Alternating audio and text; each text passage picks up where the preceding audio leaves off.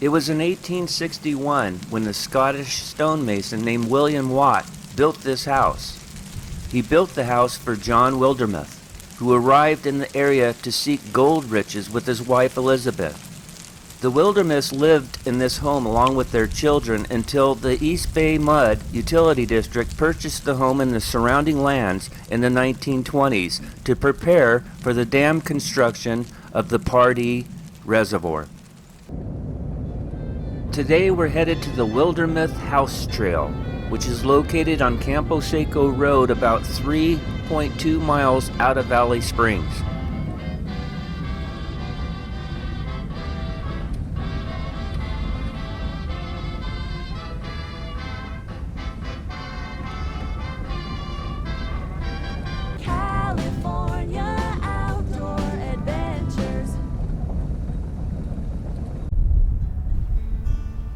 This is the Campo Seco staging area.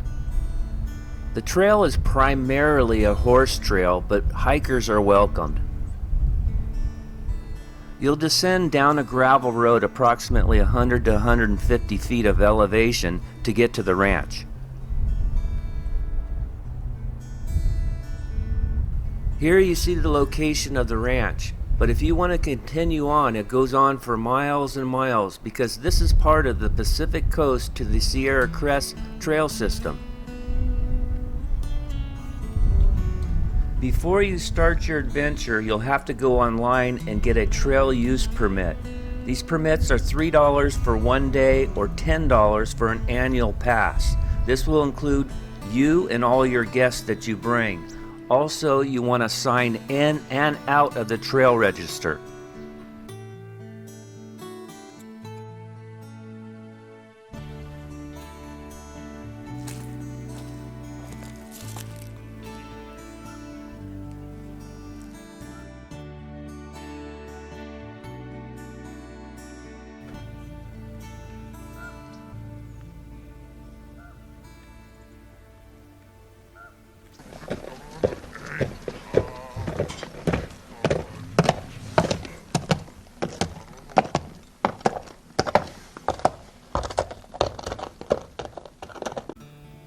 It was the stonemason William Watt who built this house in 1861 from stone that was quarried just a few hundred yards behind us.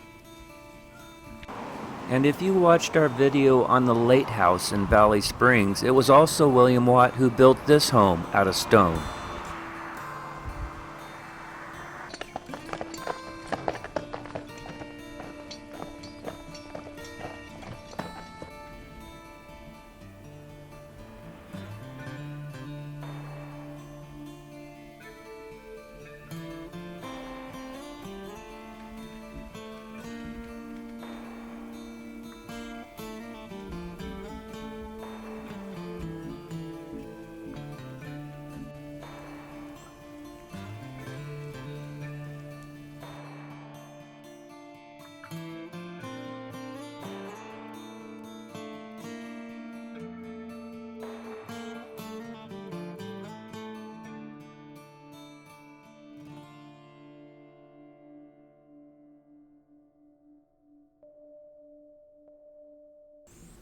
Besides being a private residence, the home also served as a way station or a stopping point for travelers along the old Campo Seco Road. John and his wife Elizabeth raised many children who were born in this home. They remained there until the early 1900s when East Bay Mud purchased the land for the new coming dam and reservoir known as Pardee Reservoir. Then in the 1940s, fire swept through the valley and destroyed almost everything except for the home's stone shell.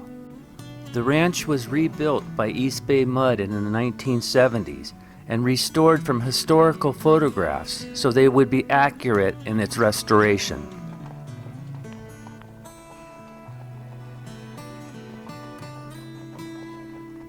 We continued on about another quarter of a mile past the house, then turned around. Much to our surprise, we discovered that on the property here was a cork oak. And if you watched our video on Campo Seco, which is just a couple miles down the road, it was John McKay that brought these acorns back from Spain and planted the first one in Campo Seco in 1858. John Wildermuth in 1861 built this house.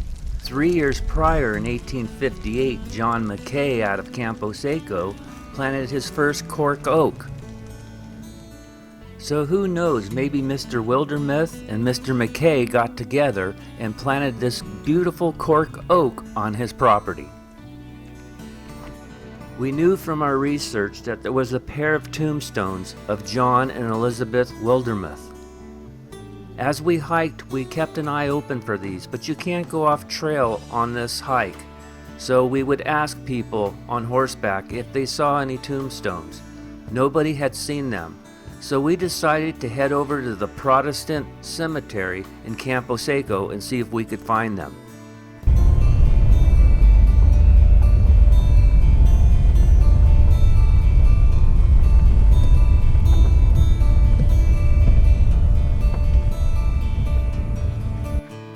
And yes, we did find them.